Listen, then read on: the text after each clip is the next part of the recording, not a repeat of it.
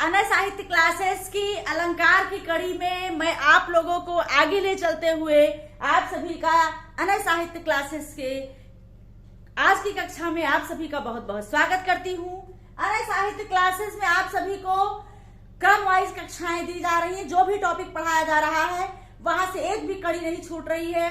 Topic wise आपको पढ़ाया जा रहा है और मुझे आशा है कि आप लोगों को पढ़ने में बहुत ही आनंद आ रहा होगा।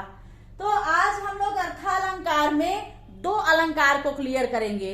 दो अलंकार बहुत ही महत्वपूर्ण हैं। पहला है विभावना अलंकार और दूसरा है विशेषोक्ति अलंकार। अलंकार में अर्थालंकार में विशेषोक्ति और विभावना अलंकार आज हम क्लियर करेंगे कि क्या होता है, क्या अंतर होता है, विभावना अलंकार क्या है और विशेषोक्ति अलंकार क्या है। विभावना अलंकार देखना है कि जहां बिना कारण के भी कार्य की संभावना की जाए वहां विभावना अलंकार होता है। मतलब अगर आपके पास कारण नहीं है तब भी कार्य हो रहा है, उसे विभावना कहते हैं। ठीक है कि बिना कारण के भी कार्य हो रहा है। जैसे बिनु पद चले सुने बिनु काना, कर बिनु कर्म करे विधि नाना। यहाँ पर बिना पद के चलना, बिना पैर के चलना संभावना नहीं है ना, लेकिन चलने के लिए कारण पैर होता है। यहाँ बिना पैर के चला जा रहा है, बिना कारण के कार्य हो रहा है।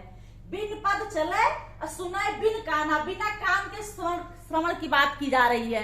तो यहाँ विभावना होगा कि जहां बिना कारण के भी कार्य की संभावना की जाए, बिना कारण के कार्य होते रहे, वहां पर क्या हो जाए, वहां पर विभावना अलंकार। कर बिनु कर्म करे विधि नाना, और बिना कर माने हाथ के तमाम प्रकार के कार्य हो रहे हैं, किए जा रहे हैं, कर रहे हैं। तो ऐसी स्थिति में बिना कारण के कार्य का होना जहां पाया जाए वहां विभावना अलंकार होगा। अगला उदाहरण है, नाच अचानक ही उठे बिनु पावस बन मोर। नाच अचानक ही उठे बिनु पावस बन मोर। बिना पावस के, बिना वर्षा के अचानक मोरों का नाच उठना क्या है यहाँ पर? यहाँ पर भी बिना कारण के कार्य हो रहा है। बिना पावस के, बिना वर्षा ऋतु के मोर का जो है नाच उठना, यहाँ बिना कारण के कार्य हो रहा है। तो यहाँ पर क्या होगा? विभावना अलंकार होगा। अगला उदाहरण है, जीव नाही पे जिए गोसाई, कर नाही पे करे सवाई। बिना जीव के, बिना आत्मा के कोई जीवित रह सकता है? नहीं। लेकिन उसकी बात की जा रही, आत्मा नहीं है, जीव नहीं है, तब भी गोसाई जिए जा रहे हैं, जी रहे हैं, और कर नहीं है लेकिन उसके बाद भी सवा गुना कार्य कर रहे हैं। तो बिना कारण के कार्य का होना पाया जा रहा है। जहां पर बिना कारण के कार्य की संभावना हो वहां पर विभावना अलंकार होगा। ये तो विभावना अलंकार है। विशेषोक्ति अलंकार देखते हैं कि विशेषोक्ति अलंकार क्या है। विशेषोक्ति अलंकार की परिभाषा कहती है कि जहां पर कारण के होने पर भी कार्य ना हो। समझ गए ना? विभावना कहता है कि कारण नहीं है लेकिन कार्य हो रहा है। विशेषोक्ति कहता है कि जहां पर कारण है उसके बाद भी कार्य नहीं हो रहा है, वहां पर विशेषोक्ति अलंकार होगा। जहां पर कारण के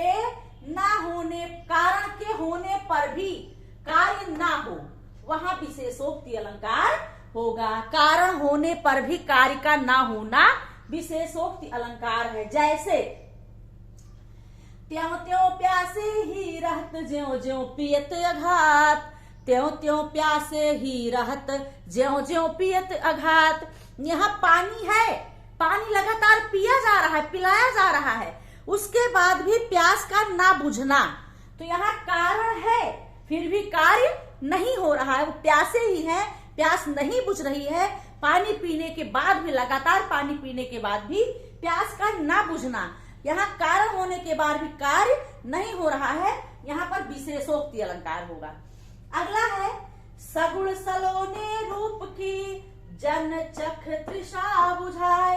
यहाँ सगुण सलोने रूप को देखकर भी प्यास नहीं बुझ रही है, बार बार देखने की इच्छा जागृत हो रही है, बार बार देखे जा रहे हैं, उसके बाद भी आत्मा तृप्त नहीं हो रही है। तो यहाँ पर क्या है, तृषा प्यास नहीं बुझ रही है।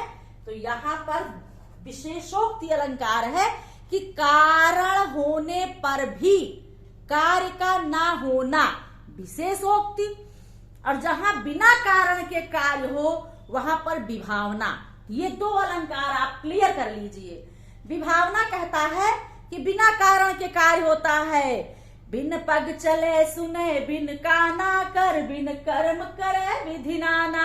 यहाँ पर कार होगा, कार चाहे कान हो ना हो तब भी सुनेगा, आंख नहीं है तब भी देखेगा, हाथ नहीं है तब भी कार्य हो रहा है, तो विभावना है ये। लेकिन विशेषोक्ति क्या कहता है कि त्यों त्यों प्यासे ही रहत, जितना पीते रहो उसके बाद भी प्यास नहीं बुझ रही है। तो ज्यों ज्यों पियत अघात, जैसे जैसे आप अघा करके आदमी पी रहा है पेट भर के, लेकिन प्यास जो है लगातार बनी हुई है, यहाँ कम नहीं हो रही है, कारण होने के बाद भी यहाँ पर कार्य नहीं हो रहा है, विशेषोक्ति अलंकार होगा।